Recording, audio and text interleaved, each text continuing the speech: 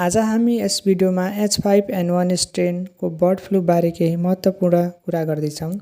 Bird flu वा avian influenza एक संक्रामक भाइरल रोग हो जसले मुख्यतः कुखुरा तथा अन्य चराहरूलाई असर गर्छ। हाल नेपालका विभिन्न स्थानहरूमा H5N1 स्ट्रेनको संक्रमण देखिएको छ। H5N1 भाइरस पहिलोपटक सन् 1996 मा चीनमा पहिचान गरिएको थियो।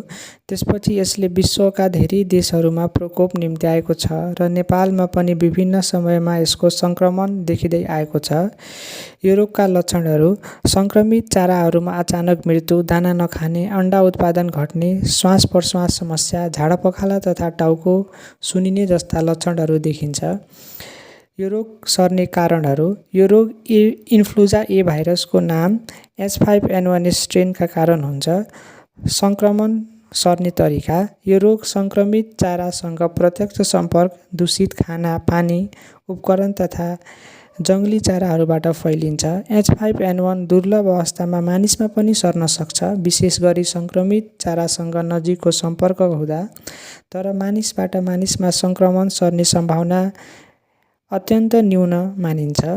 रोगको निदान। यो रोग पुष्टि आरटी-पीसीआर, भाइरस आइसोलेसन तथा अन्य प्रयोगशाला परीक्षणद्वारा गरिन्छ।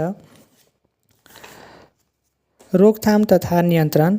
कडा बायोसेक्युरिटी अपनाउने, फार्मको नियमित सरसफाइ गर्ने, बिरामी वा मरेका चराहरूलाई सुरक्षित रूपमा व्यवस्थापन गर्ने तथा बिरामी भएको अवस्थामा तुरुन्त पशु डाक्टरलाई जानकारी दिने। निष्कर्ष। बर्ड फ्लू H5N1 एक गम्भीर रोग हो जसले पशु पक्षी उद्योग र जन स्वास्थ्य दुवैलाई असर गर्न सक्छ। त्यसैले समयमै रोग पहिचान, सचेतना र बायोसेक्युरिटी नै यसको नियन्त्रणका प्रमुख उपाय हुन्। धन्यवाद।